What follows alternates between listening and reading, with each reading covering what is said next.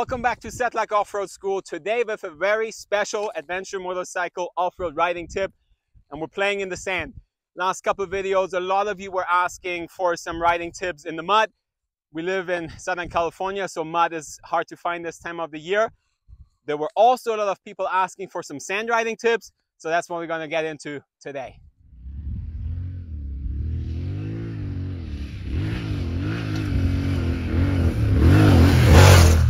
So obviously when you're riding these big bikes in deep sand, this is your main issue, right? The tires sinking in, the whole chassis getting really nervous, and it takes a lot of confidence to just stay on the throttle and commit to getting the bike through the sand.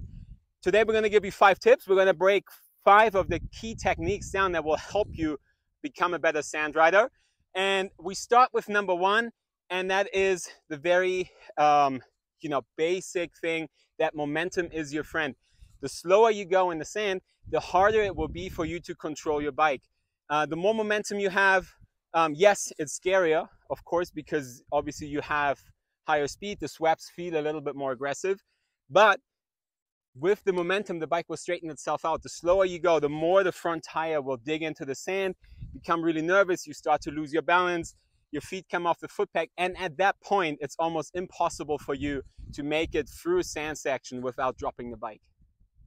So you say, okay, momentum is my friend. How do I get there? So tip number 1 is just be steady on the throttle. So there's 2 types of sand section. Either you're coming off a hard pack part where it's fairly easy for you to ride and you drop into sand, or you just turn a corner and it's all sand. If you're coming off the hard pack part, try to read the terrain, slow the bike down, so you can slow down while it's hard pack and then slightly accelerate into the sand. And at that point, you just stay consistent on the throttle. And what I mean is just a little bit, right? Like 10-15% of the throttle, but consistently. Sometimes the bike will dig in and you give it a little bit more for a moment just to straighten the bike back out. But you never, under any circumstance, until you want to stop, let off the throttle entirely, right? Every time you let off the throttle, the entire weight of the bike transfers to the front end digs in, and you lose your momentum, you lose your balance. So 10-15% of throttle all the way through, that will guarantee that the bike is stabilized. In the section where you just turn and it's all sand, obviously you don't have to slow down, you're already slow. So you just try to get some momentum, get your feet back on the pegs as soon as you can so you can stabilize the bike. And then the same thing, 10-15% of throttle, consistent all the way through, and the bike will stabilize even if you have a couple wobbles there.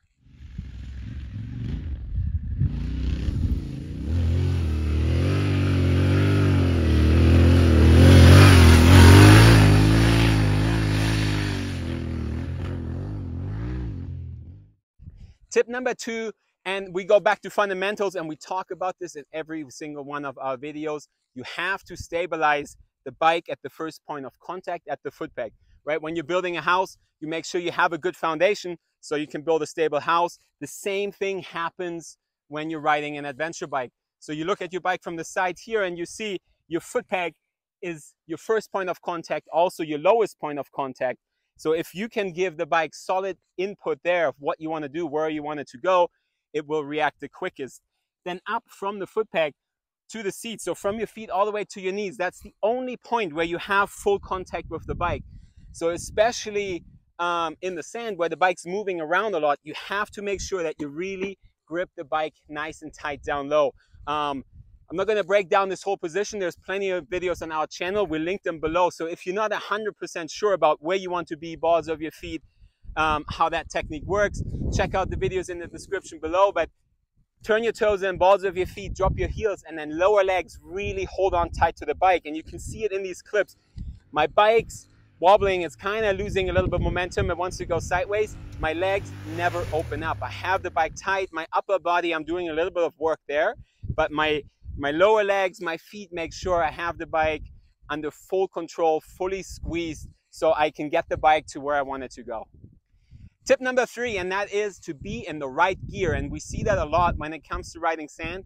A lot of people have the tendency to shift down, right? They try to find first gear because they think, I'm going to slow. I want I don't want the bike to stall out on me. First gear, number 1, the bike is really aggressive when you get on the throttle. And then when you get off, the engine brake kicks in very aggressively. So exactly what you don't want in the sand. Aggressive on, you get a lot of wheel spin, so it's hard for you to build momentum. You let off a lot of engine brake, the front tire digs in. All these clips that you see, I'm riding the Tenere in second and third gear. So these adventure bikes, they have big engines, they have a lot of torque. So make sure even the slow sections in the sand, use second gear. Like I take off in second gear. I don't use first gear at all in the sand. Second gear, just be easy on the clutch, feather the clutch a little bit, and then just let the torque of the engine help you build momentum and get the bike up to speed.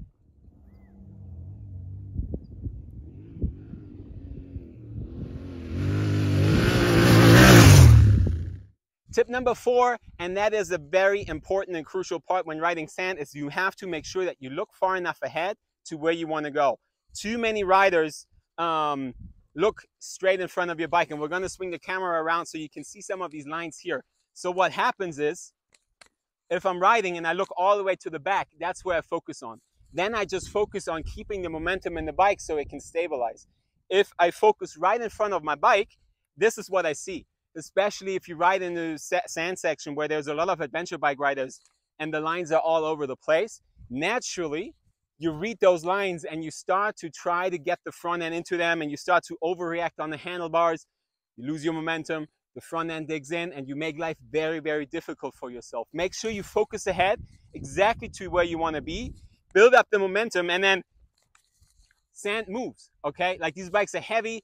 Once you have momentum, there's a lot of force behind the bike.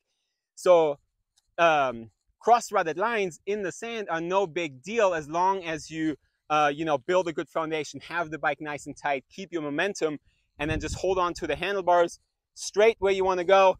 Traction is on the rear wheel, the bike will blow right through.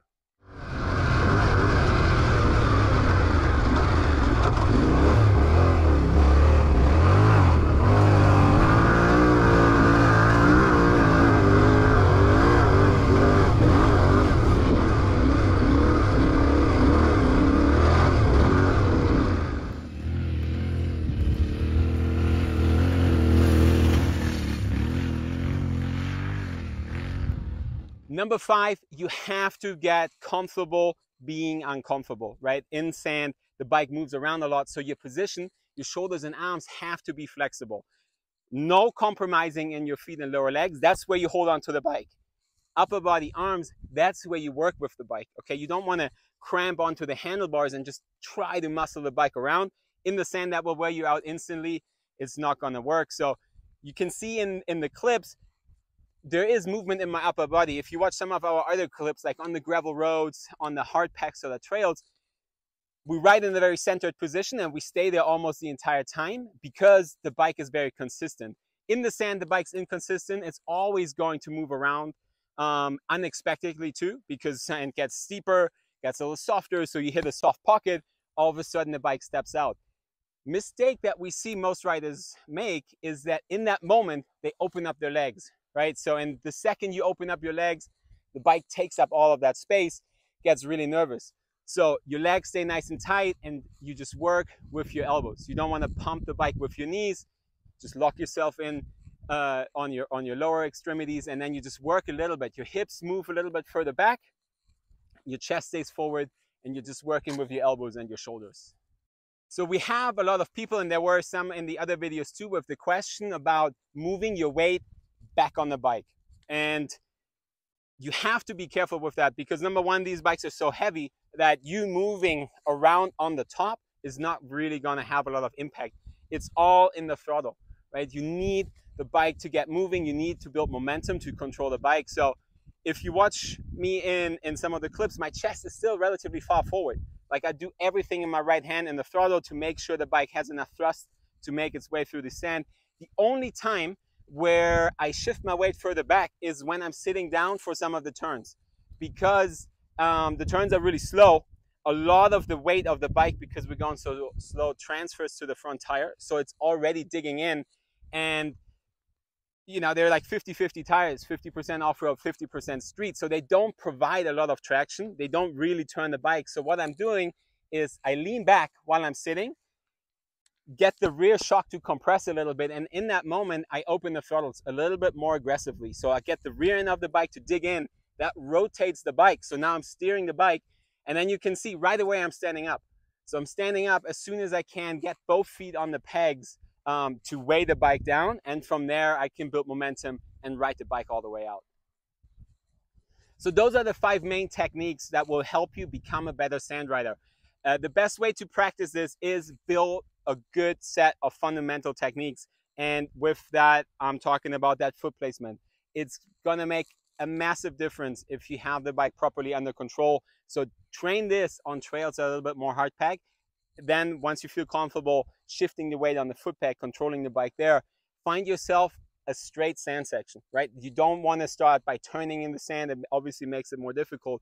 Just straight, try to get a couple straight runs in, and get comfortable. See what the bike does. If you go a little bit faster, if you slow down, play around with it a little bit. The nice thing about sand, especially if you have some space, is that you usually fall pretty soft. So if you do fall down, just make sure you get away from the bike. No big deal. You get back up, you try it again, and then just, you know, it's a game of practicing it, getting comfortable with the bike moving around that much. That's not something that you pick up right away. It takes knowing what you need to do and then getting the seat time to really improve your sand riding techniques.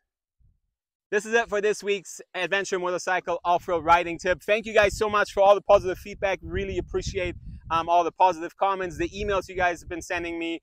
Really enjoy answering your questions. So yeah, if you have any questions about your bikes, about tires, bike setup, riding techniques, I'll leave the email in the description below. Make sure you sign up to our newsletter, some great discounts from our partners.